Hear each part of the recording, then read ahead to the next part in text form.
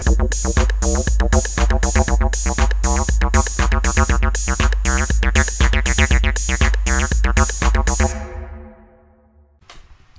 voulais montrer comment créer ce matériau or. Donc un exercice assez simple. Alors je vais commencer par supprimer mon cube et créer un mesh monkey. Et je vais faire un clic droit Shade Smooth histoire d'avoir un ombré lisse.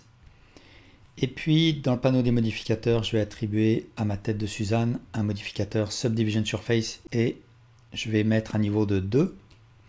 Ensuite ici, je vais ouvrir avec Shift F3 le Shader Editor. Je clique sur New et je me retrouve avec le Principal BSDF et le Material Output.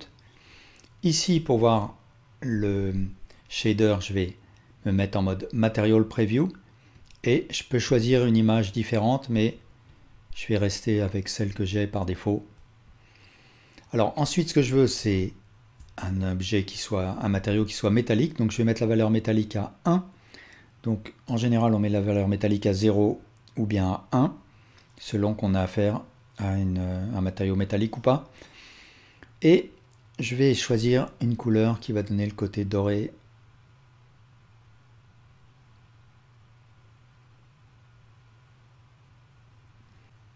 Alors ce que je veux ensuite, c'est des égratignures à la surface de mon objet.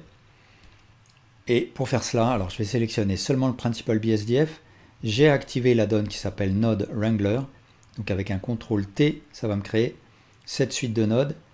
Et ici, je vais aller chercher une image qui est la suivante. Je vais ouvrir ici l'image editor. C'est une image que j'ai trouvée sur le net, donc de métal égratigné et usé. Donc je vais aller chercher cette image ici dans mon image texture. Et je peux voir qu'elle se projette à la surface de mon objet. Alors, ce que je vais faire, c'est en fait utiliser cette image dans l'entrée Roughness de mon Principal BSDF de manière à varier la réflectivité de ma surface. Et pour mieux contrôler l'effet de cette image, je vais créer un converteur color ramp. Et là, ça va me permettre, en bougeant les aiguilles, d'augmenter le contraste ou de jouer sur l'intensité du mat ou du brillant. Donc ce que je veux, c'est quelque chose qui soit plutôt mat. Donc je vais peut-être éclaircir mon noir là. Je vais peut-être aussi noircir mon blanc. Je vais faire quelque chose comme ça. Et pour ce qui est de la projection de l'image sur la surface, si jamais je veux voir exactement à quoi correspond mon image, je peux faire un CTRL-SHIFT clic gauche sur le nœud, ce qui va brancher directement mon node dans le Material Output. Et là, je peux voir que pour l'instant, mon image se projette en fonction du dépliage UV de mon objet. Donc si je veux voir le dépliage UV, je vais dans l'UV Editor et voilà à quoi correspond le dépliage UV par défaut.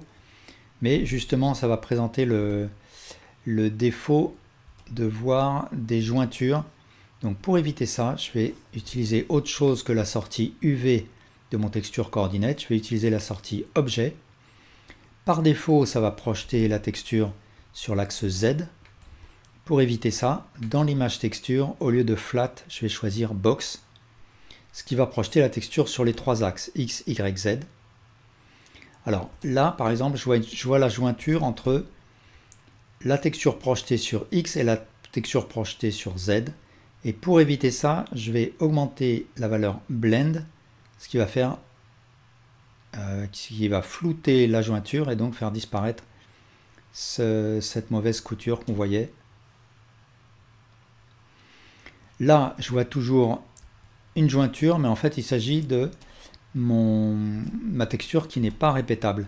Donc ce que je peux faire, c'est déplacer ma texture sur X. Là aussi, je peux la déplacer sur Z. Alors ce qu'il y a, c'est que je vois toujours une jointure. Il faudrait peut-être que ma texture soit plus grande.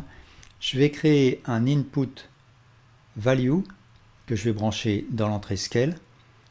Et là, je vais mettre une valeur de 0.5 par exemple, ce qui va agrandir la texture. Ce que je pourrais faire aussi, c'est créer un empty, donc empty sphere par exemple, et je vais sélectionner cet empty comme objet, et du coup, si je déplace l'empty, eh bien, la projection va suivre. Je vais me passer de cette solution. Comme ça a l'air pas mal. Je crois qu'on voit pas trop la jointure. Voilà, comme ça. Alors, je vais resélectionner le Principal BSDF et presser CTRL SHIFT clic gauche plutôt.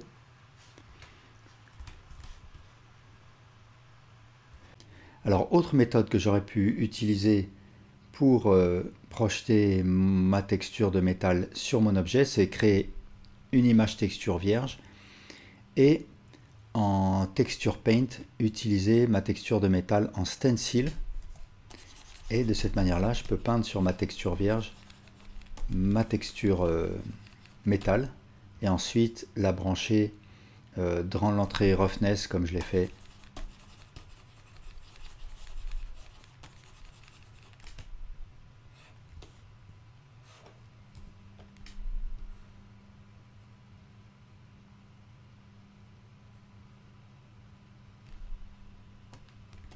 Ce que je vais faire, c'est aussi rajouter un petit peu de relief à la surface. Pour faire ça, je vais créer un texture Noise Texture. Je vais brancher la sortie objet sur l'entrée vector du Noise Texture. Je crée un vector bump. Je branche le facteur dans l'entrée height du bump. Et je branche ce bump dans l'entrée normale du Principal BSDF. Alors je vais baisser la valeur strength. Et là, je peux varier la taille de mon relief.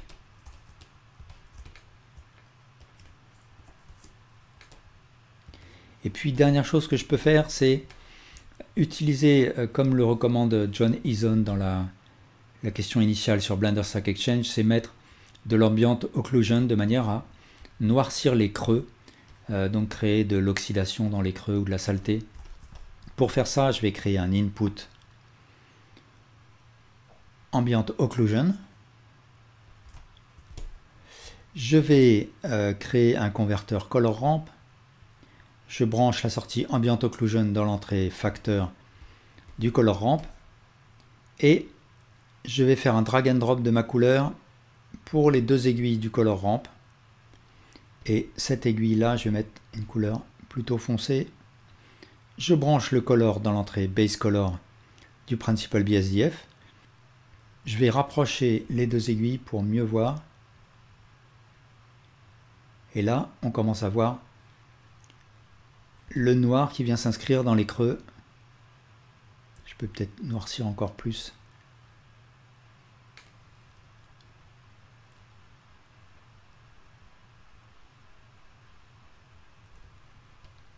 Alors là, je suis sous Cycles. Si je passe sous Eevee, il faut que je pense dans le panneau Render à activer l'option Ambient Occlusion. Et ça fonctionne aussi. Voilà, merci beaucoup pour votre attention.